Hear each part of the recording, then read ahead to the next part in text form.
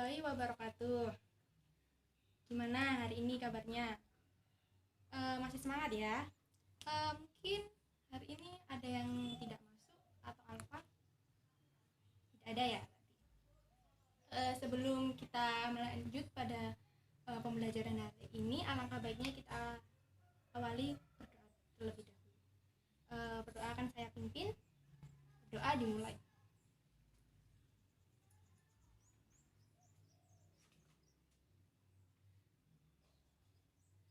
Doa selesai. Jadi materi hari ini kita akan melanjutkan materi dari minggu lalu. Di mana minggu lalu kita sudah membahas mengenai virus. Apa saja yang telah kita bahas minggu lalu? Ada yang masih ingat? Ya, benar. Jadi minggu lalu kita telah membahas yang mengenai sejarah virus, di mana para ilmuwan telah mengemukakan pendapatnya, juga telah meneliti banyak mengenai virus ini yang akhirnya ditemukan mikroorganisme virus ini. Nah, yang kedua, kemarin kita membahas apa? Ya, benar. Jadi struktur dari virus, bahwa virus dapat dikatakan sebagai makhluk hidup peralihan karena ya, benar sekali. Jadi struktur virus, kenapa kok disebut makhluk hidup peralihan? Karena dia juga bisa disebut sebagai makhluk hidup, juga bisa disebut sebagai individu mati. Karena mati seperti benda, karena dia kenapa bisa dikristalkan. Dan kenapa disebut makhluk hidup? Karena dia mampu bereproduksi. Terus yang ketiga, kemarin kita telah membahas apa? Ya, yang namanya bentuk-bentuk virus. Mungkin ada yang masih ingat apa saja kemarin? Ada bulat, ada tabung, ada yang berbentuk huruf T, misalnya bakteri apa? Virus apa? Virus yang menyerang bakteri.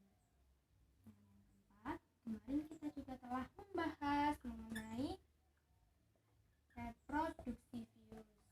Ada dua tipe, di mana ada yang namanya daur lisogemik dan daur. Nah, kali ini kita akan membahas topik ini, nomor 5 dan nomor 6. Kemarin Ibu juga telah menyinggung sedikit, yaitu mengenai macam-macam dari virus. Dan yang selanjutnya juga ada peranan virus. Nah, kita akan membahas dua subtopik ini dalam pertemuan kali ini. Kita akan membahas apa tadi? Macam-macam dari virus. Jadi virus ini digolongkan berdasarkan macam-macamnya. Jadi banyak golongan untuk menggolongkan virus ini. Jadi yang pertama, kita golongkan berdasarkan apanya? Berdasarkan materi genetiknya. Oke, minggu lalu disebutkan bahwa virus hanya akan memiliki satu materi genetik saja, yaitu ya DNA saja atau RNA saja. Jadi di sini DNA saja.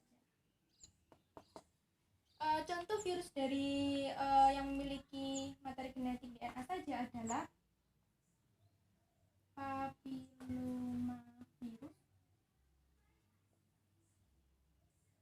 adenovirus, di mana adenovirus ini adalah virus yang menyerang saluran pencernaan.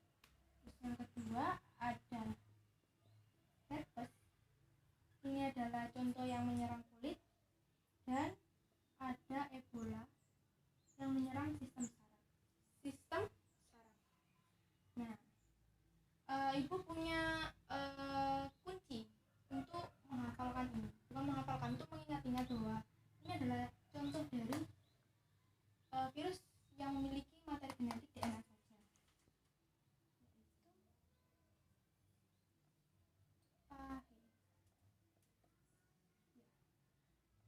untuk papillomavirus, A untuk adenovirus, H untuk herpes, dan E untuk Ebola.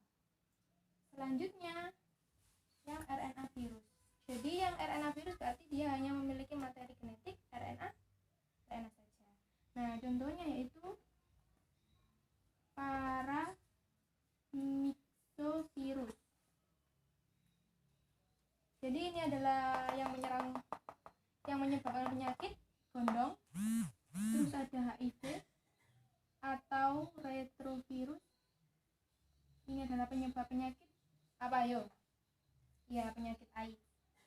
Terus ada hepatitis. Ini adalah penyakit yang menyerang hati. Terus ada influenza. Ya, yang kita sudah familiar dengan penyakit ini yaitu penyakit flu. Dan ada juga yang namanya polio. Ini adalah yang menyerang otot. Di sini Bu juga punya kunci untuk ini, menghafal ini. Jadi ada yang namanya high polio hari. Apa? High polio hari. H untuk apa? H untuk hepatitis, I untuk influenza, polio juga untuk penyakit polio ini. Pa untuk paramyxovirus dan Re untuk retrovirus. Jadi seperti itu. Oke, selanjutnya setelah tadi penggolongan virus berdasarkan materi genetik. Jadi yang kedua ada penggolongan virus berdasarkan sel inangnya. Sel inang. Jadi yang ditumpanginya. Yang pertama ada sel inangnya berupa bakteri. Sel inangnya berupa manusia. Sel inangnya berupa tumbuhan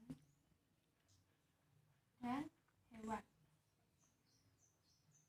Nah, contoh dari virus yang sel inangnya berupa bakteri apa? Kemarin kita telah bahas yang bentuknya huruf T. Ya, benar. Ada bakterio.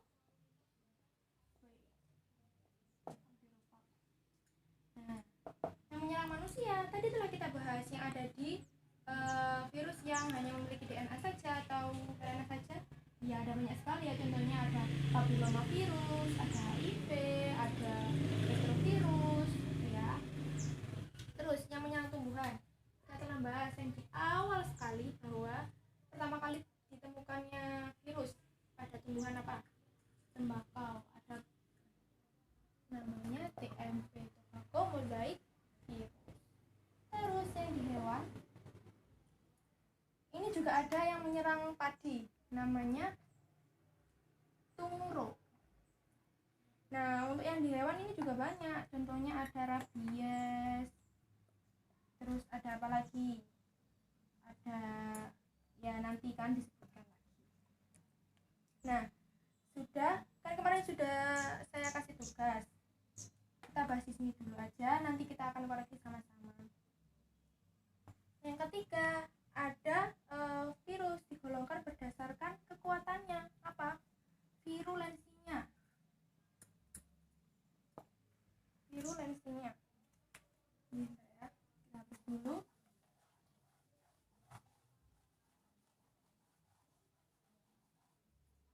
Apa tadi yang ketiga berdasarkan kekuatannya atau virulensi.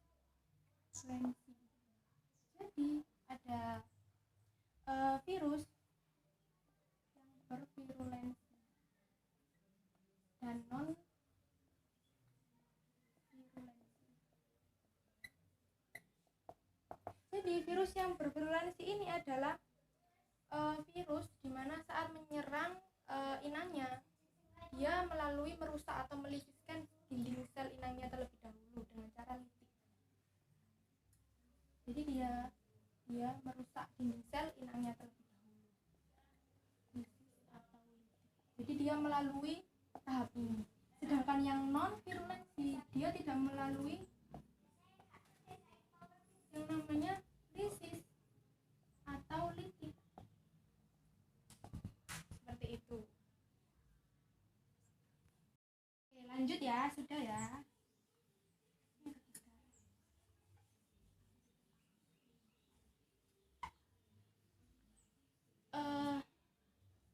Penggolongan berikutnya, yang keempat, itu berdasarkan ada tidaknya selaput pembungkus atau envelope. Envelope ini adalah selaput protein. Di mana tempatnya? Kemarin kan kita telah belajar ada yang namanya kapsid. Ya, kapsid adalah yang menyelubungi bagian kepala. Nah, kapsid ini juga diselubungi dengan adanya envelope ini, selubung protein ini. Nah, berarti ada tidaknya, ada yang berenvelope dan ada juga yang non envelope atau telanjang. Contohnya apa? Virus yang berenvelope. Jadi dia itu punya selubung di ruang kapsidnya ini. Jadi envelope ini tersusun atas 2 layer. Yang pertama ada glicolipid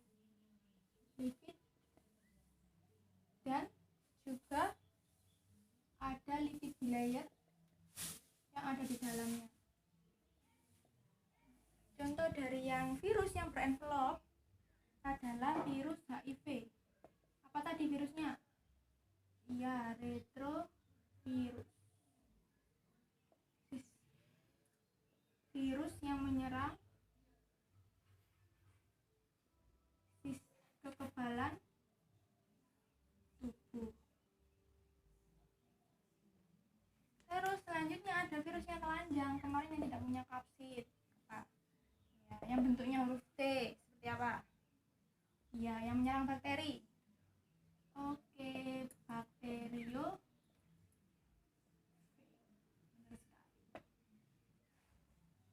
Nah, penggolongan yang terakhir.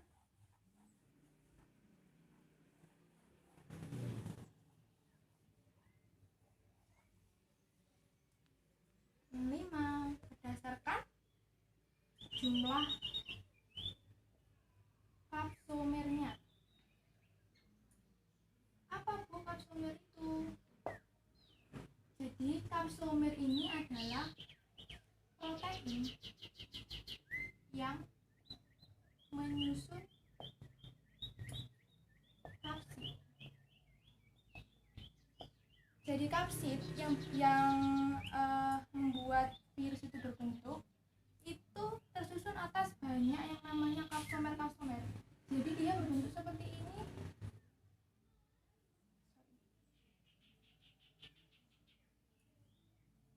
Dia tersusun banyak kapsomernya, bukan hanya satu bagian saja. Jadi banyak sekali kapsomer, bisa bahkan ribuan kapsomer. Jadi ada yang tersusun 32 kapsomer, ada beberapa kapsomer. Selanjutnya kita telah bahas yang namanya macam-macam virus. Jadi yang pertama tadi, virus digolongkan berdasarkan apanya? Ya, materi genetiknya. Yang kedua, berdasarkan apanya? Ya, tadi ada yang ini berdasarkan jumlah kapsomer. Terus, ya benar sekali. Jadi selanjutnya, yang terakhir kita akan membahas peranan dari virus itu sendiri.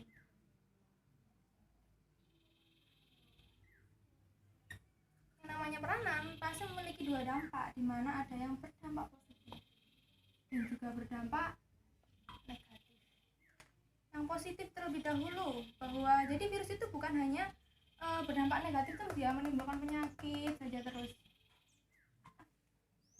Jadi kalau yang negatif pastinya menimbulkan penyakit.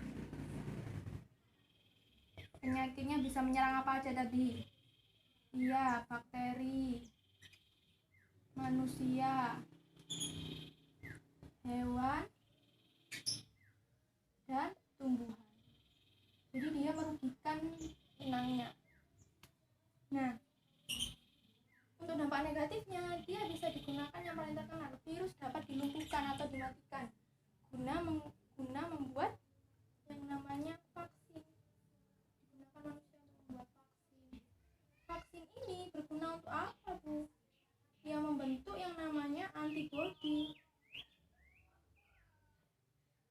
menguji kekebalan tubuh. Kenapa kita masih kecil kan kita sudah dengar yang namanya vaksin, seperti itu, vaksinnya campak, vaksinnya penyakit ini, vaksinnya penyakit itu. Nah ini itu adalah virus sendiri, virus itu sendiri yang dilumpuhkan sehingga menjadi vaksin. Nah, sudah selesai pertemuan kali ini, materi maksudnya. Jadi kemarin Ibu telah memberi tugas bahwa mencari macam-macam virus dan juga mencari peranan dari virus. Apakah sudah dikerjakan? Nah, sudah. Mungkin kalian sudah ada pandangan setelah Ibu jelaskan tadi. Nah, nanti tugasnya akan dikumpulkan lalu saya koreksi dan nanti akan mendapatkan nilai. Dan kalian apakah sudah paham atau ada yang ditanyakan mengenai materi ini? Jadi minggu depan kita akan ada materi selanjutnya lagi. Sudah? Tidak ada?